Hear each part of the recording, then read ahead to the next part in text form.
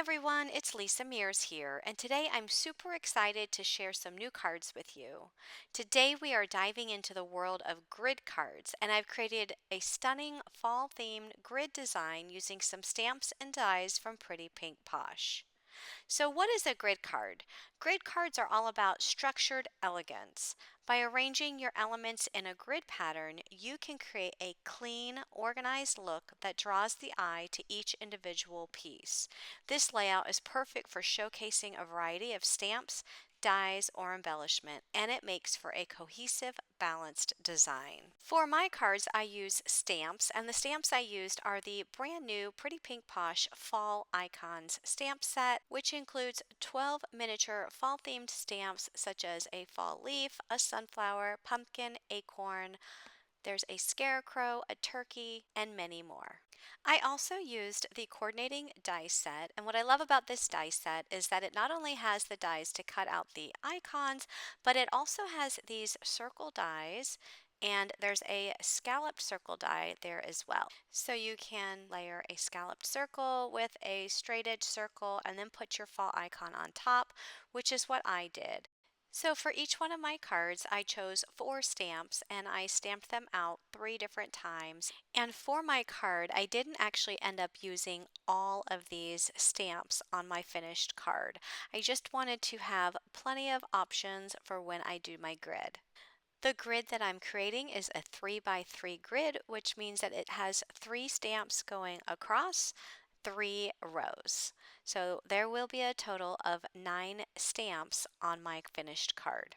So from these 12 stamps that I'm coloring up here, I'm only going to pick 9 to use on my card. So if you wanted to cut your coloring down, you can go ahead and just pick your 9 stamps up front, stamp them out, and color them up.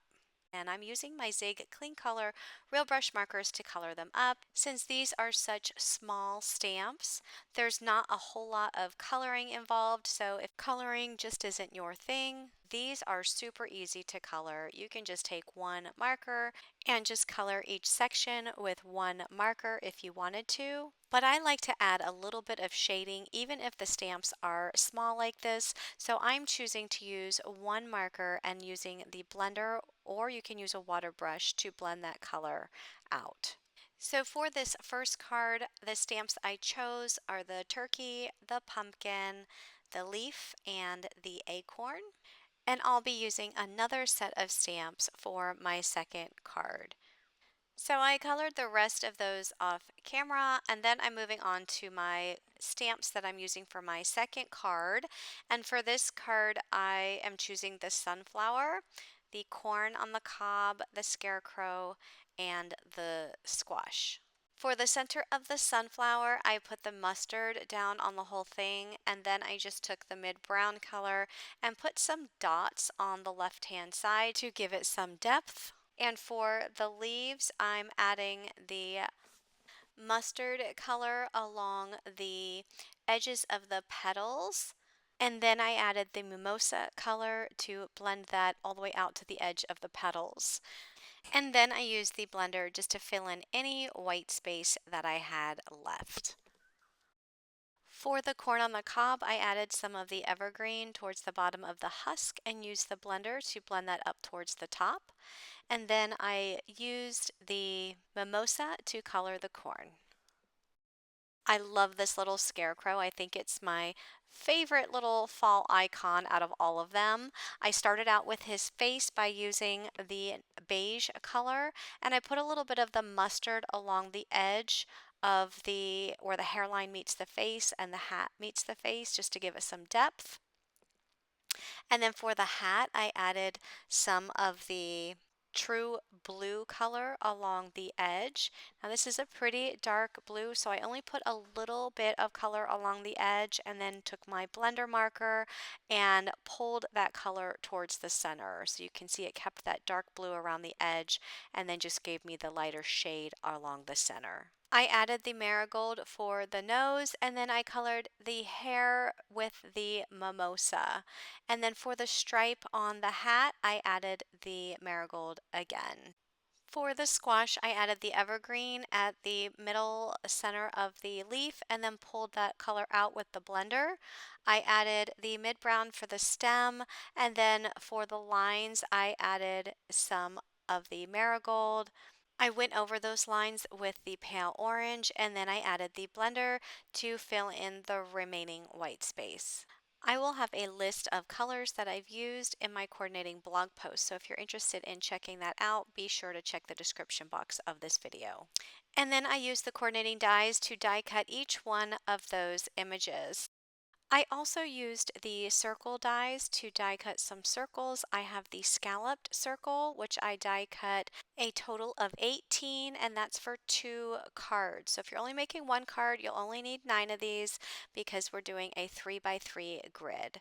And then for my first card, I'm using this color orange. It's a very light orange, and I took that from the Harvest Smooth Cardstock paper pad from Scrapbookcom. And that circle is the medium size circle. It's not the smallest, it's the medium size circle, and I'm just attaching that to the white scallop. And that's the color I'm going to be using for my first card. So I need 9 of those for card 1, and then for card 2, I will be using 9 more in a different color. Next, just pick the stamps that you want to go on each circle and glue them on. And from that same Harvest paper pad, I took this piece of green cardstock and I cut it down to 4 by 5¼ inches, and then I'm just placing those circles in 3 rows on that green cardstock. Once I have those circles where I want them, I can then start gluing them down, and I always like to start with the center and just place that one first and then build around it. So I'm going to go ahead and glue down that entire middle row. I'll then go to the bottom row and then finish with the top row. I'm not using a ruler here. I'm just going off what looks best to me and what looks best balanced on this card layer. So as I glue down these stamps in the rows, you'll see that I did leave some space between the first and second row and the second and third row, and that's for my sentiment.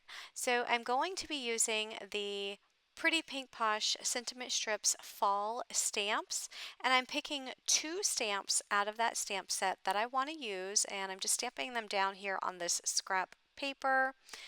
Just using white cardstock with some black ink. I'm going to go ahead and stamp these down, and then I'll cut them out with the coordinating dies.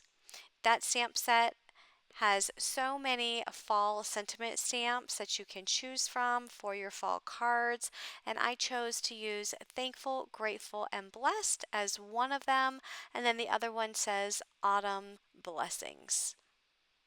So once I die cut those, I'm going to go ahead and add those to that extra space between the rows. And that will just close up that extra space to make this card more balanced. Next, I'm going to add that card layer to an A2 size white card base. So my card base measures 4¼ by 5½ inches, and that first card is complete. And I took that same process and I used that on my second card by just changing up some of the stamps and colors. So for the second card on the right, you can see that I chose a more of an autumn red color piece of cardstock, and I chose that red because it brings out the red in the turkey stamp. And then for the circle on those stamped images, I chose more of like a mustard yellow, which also brings out the mustard color that I used in the turkey. And then for the stamps, I used Thankful for You and Happy Thanksgiving. So as you can see, using this grid technique is a great way to create a card that's both organized and visually appealing. It's perfect for showcasing a variety of elements while also maintaining a clean, structured look for your cards. I hope you enjoyed this step-by-step tutorial and that you are inspired to try this technique with your own stamps and dies. If you loved this video, don't forget to give this video a thumbs up and subscribe for more card making tips and tutorials.